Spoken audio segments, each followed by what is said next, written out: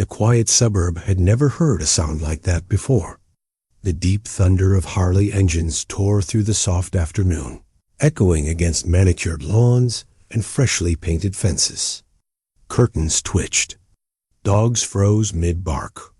A mailman paused mid-step. 4 bikers rode into the neighborhood, leather vests patched with the fiery insignia of the Hells Angels, boots blackened with dust.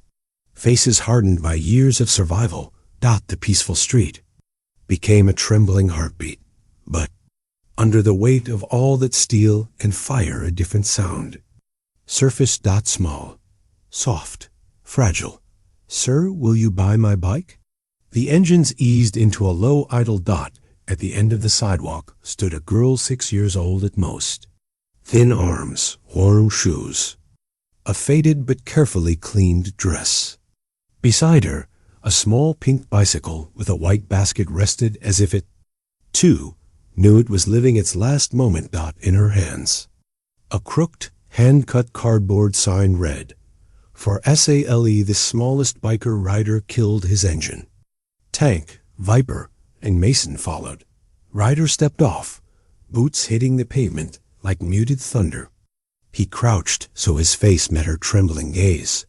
"What's your name, kiddo?" She lifted her chin. "Mira." Her voice was brave, but her hands shook. Behind her, leaning against a tired old oak tree, was a thin, pale woman wrapped in a blanket. Her head was bowed, her breaths shallow. She looked like life had wrung her dry. "Mommy hasn't eaten in 2 days," Mira whispered, gripping her sign tighter. "I want to sell my bike so I can buy food." Ryder's chest tightened. Mira swallowed hard and whispered again, voice barely steady. "And if you believe in kindness and helping people, please like, comment, and subscribe to Kindness Corner. Stories like mine, they matter." Her attempt at hope nearly broke him. Ryder wasn't the monster people assumed he was. Under the tattoos, scars, and leather was a man who had once been a father. A man who lost a son. A man who lost his faith in people until now, looking at a child fighting the world alone. "What happened, Mira?" he asked softly. And the story poured out hesitant, broken, truthful. Her mother, Clara, had worked at a local catering company for years.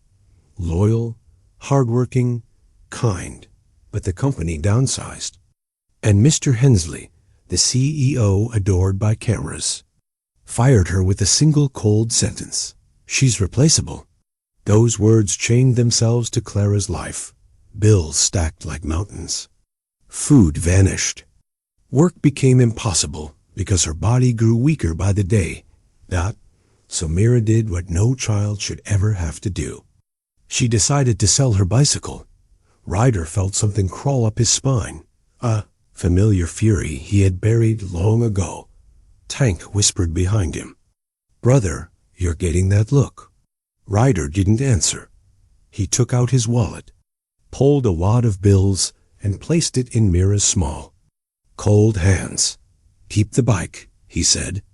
"You're not selling anything today." Mira stared at the money, unsure what to do. He gently closed her fingers around it. "This is yours. For you and your mom." Her bottom lip trembled. "Thank you, sir." But Ryder wasn't done, not by a long shot. He stood, turned to his brothers, and said quietly, "Mount up." 4 engines roared. Justice had found new messengers. The CEO's tower of GLS's Hensley Enterprises stood tall, its glass walls sharp and gleaming like the man who built it.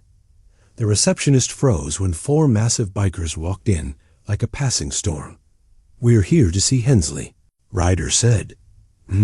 He's busy." Tank stepped forward, all muscle and shadow. She didn't argue again. Hensley looked up when the office door slammed open. His gold watch glinted. His smile was sharp and polished. The kind of smile built on PR training, not kindness. "What is the meaning of this?" Ryder didn't shout. He didn't threaten. He simply pulled Mira's cardboard sign from inside. his vest and placed it gently on Hensley's immaculate desk. For sale. Hensley blinked. What is this? Ryder leaned forward. This, he said calmly, is what your greed cost. He told Hensley everything. The starving mother. The child selling her only toy. The desperate attempt for survival. Hensley tried to defend himself. Layoffs, economy, business decisions. But every word sounded smaller, weaker, pathetic. Mason slammed a hand on the table.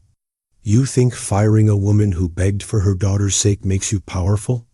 Viper's voice was low, dangerous. She was loyal. You left her to starve. Hensley swallowed. But you want? Ryder leaned close enough for the CEO to smell the leather, dust, and road on him. You don't get to buy forgiveness, Ryder said. But you can still buy back your humanity. Start with her. No threats. No violence. Just truth. And truth cut deeper than fists. Hensley looked at the sign again. At the word sale, jagged and shaky like the hands that wrote it, something cracked inside him. When the bikers left, the CEO wasn't the same man. Sunset chased IC by evening. The whole town buzzed. Anonymous donations had flooded every low-income neighborhood. Groceries delivered to single mothers. Hospital bills cleared for struggling families. Checks mailed to former employees overnight. No one knew why. No reporter had the story. Only 4 bikers and 1 little girl knew the truth. A reach on when Ryder and the others rode back to the tree at sunset. Mira ran to them like light breaking through a storm. Sir? Sir? Look. She held up a grocery bag, almost too heavy for her tiny arms. Her mother, Clara, stood beside the tree. Still weak, but smiling softly, hope flickering alive again. Clara stepped forward. I don't know how to thank you. You don't owe us anything, Ryder said gently. Just promise you'll keep fighting. Her eyes filled. She nodded. The bikers sat with them under the golden sky, sharing a simple loaf of bread. The scene was quiet, soft, almost unreal. A starving mother, her brave little girl, and 4 men who the world judged without ever knowing. Mira held her bike close, refusing to let go. You don't have to sell anything anymore, Ryder told her. I know, she whispered. Because there are still good people like you. Her words hit Ryder than any punch she'd taken in his life. The sun dipped low, painting the chrome of their Harleys gold.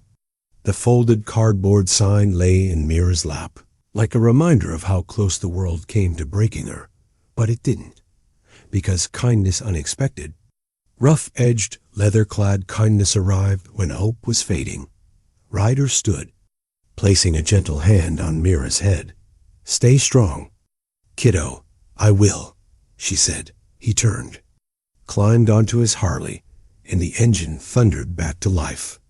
One by one, the others followed. As they rode away, Mira shouted, Thank you. Ryder raised a hand without looking back. Some things didn't need words. Take a moment to like, share, comment, and subscribe to my channel. Thanks for watching.